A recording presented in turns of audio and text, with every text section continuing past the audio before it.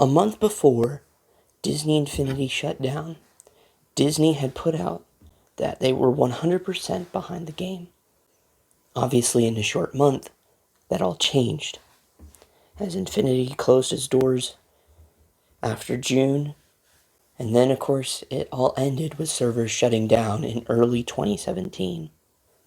But since then, it has been over 3 years since Disney Infinity was officially canceled. But why did it fail?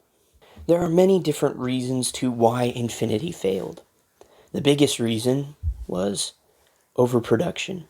One of the biggest problems with Disney Infinity, the first game, was underproduction of figures.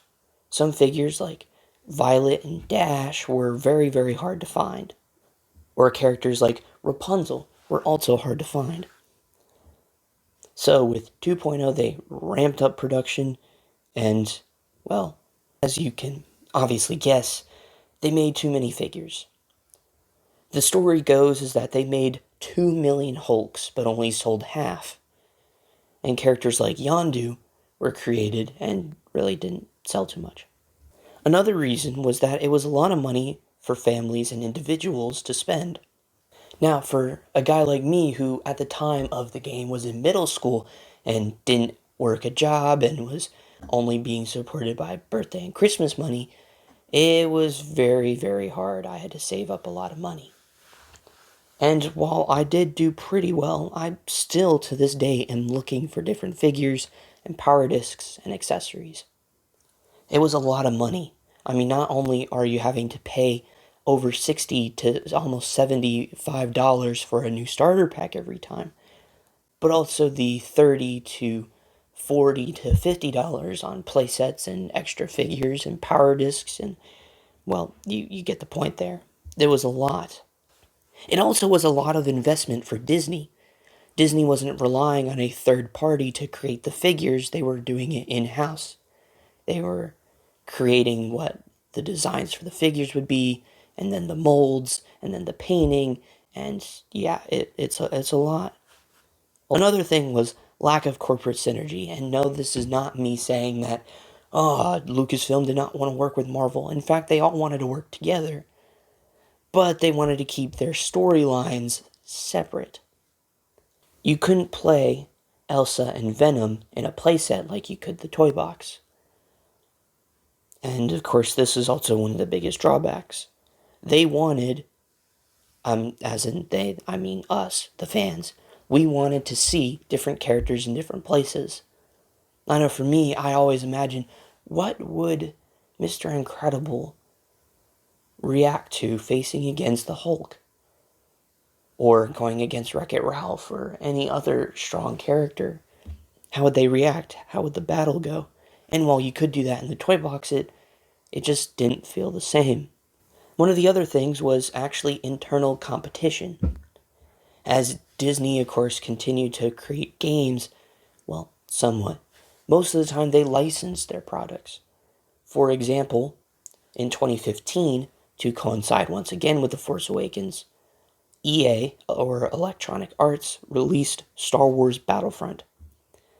And of course, with Disney Infinity 3.0 being Star Wars centric, you can see where the competition lied.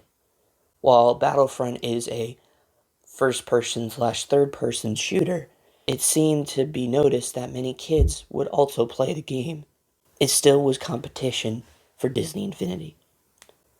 And another thing, and take this with a grain of salt because this is just a rumor, 2015 was an D23 year, which is Disney's Expo. And so, Disney announced 2 new lands for the theme parks. Of course, if you know what I'm talking about, it's Star Wars Galaxy's Edge. And while I haven't been yet, I still would love to go. There has always been rumors that Disney Infinity was put to the kill because of Galaxy's Edge. Because they didn't have enough money and they wanted to make the land or lands as immersive as possible. Again, it's just a rumor, so don't take my word for it. But now that we've gotten past of what exactly happened to Disney Infinity, now let's talk about what we could have gotten from 3.0 all the way to 5.0. And all the information that I am sharing with you, I've gotten from the Kotaku article on what could have been for Disney Infinity, as well as Infiniteer Adventures. And while the list is not complete, I suggest checking both of those out. I'll hopefully leave links for you guys to check them out. The first thing was a Rogue One playset, based off the upcoming Star Wars film. Jyn Erso, Baze Malbus, K2SO, and Chirrut Îmwe have all been revealed and shown in pictures. We don't know if we would have gotten a Cassian Andor, however, it would have been likely. We just haven't seen a figure of him. Next, we would have gotten a Moana playset with Maui and Moana. Not only have we gotten looks at the figures, the playset piece, and packaging, but we've also gotten looks of some gameplay of what could have been. And man, does it look cool. Doctor Strange and Spider-Gwen would have also came as the final figures of the Marvel Battlegrounds playset. Spider-Gwen would have been the first comic character to come into the game. All the others were either based off of the movies or the Disney XD cartoons. Peter Pan, which would have been the next Disney Infinity character, and was the Toy Box artist pick. And then last but not least, the Star Wars Rebels character, Hera, which would have rounded out the Ghost crew. We also would have gotten 12-inch figures. These figures would have light-up features, more detail, and new moves inside the game. And yeah, they were pretty pricey. They would have cost $45. Buzz, Jack Skellington, Hulk, Darth Vader, Elsa, Hulkbuster, and Lightning McQueen were to be some of those 12-inch figures. I don't know about you guys, but as much as I would have loved those, I have no spot where I would have put them. Okay, maybe I would have, but it is what it is. Now let's move on to 4.0. The big thing and draw with this game would have been a intertwined toy box story called Kingdoms, which brought all characters from Disney, Pixar, Marvel, and Star Wars together. The opening for the game, which has differed for each iteration, would have opened up with Jiminy Cricket and a storybook. Some of the content for 4.0 would have included Cars 3, Star Wars The Last Jedi, which would have been a playset, Pirates of the Caribbean Dead Men Tell No Tales, Coco, Guardians of the Galaxy Volume 2, and Thor Ragnarok. We do not know which of these outside of The Last Jedi would have been a playset or just figures. The number system would have also been dropped.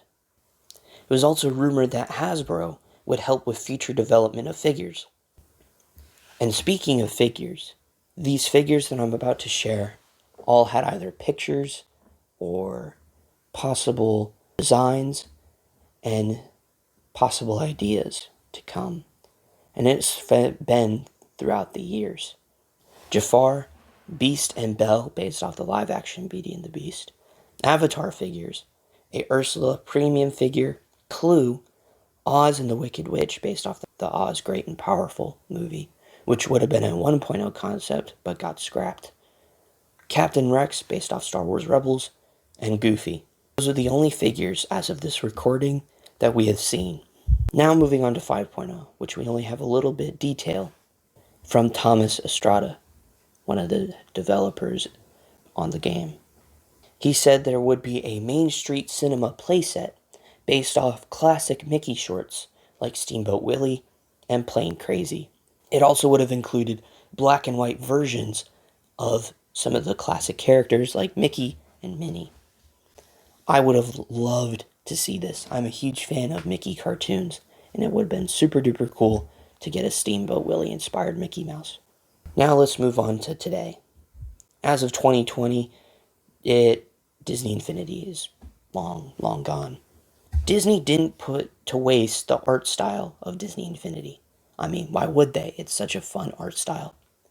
So, in November of 2017, Disney introduced a new line of action figures called the Toy Box action figure line.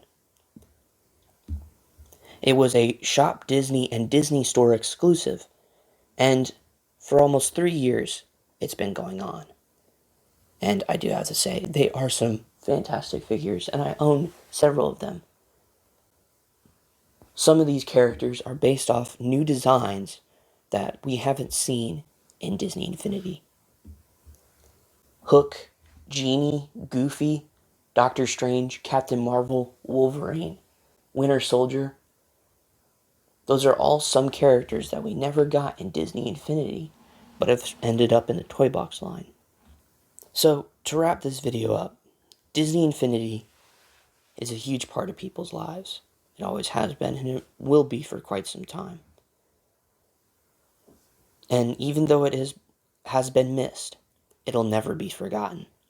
It continues to inspire people and be a source of joy to all who play.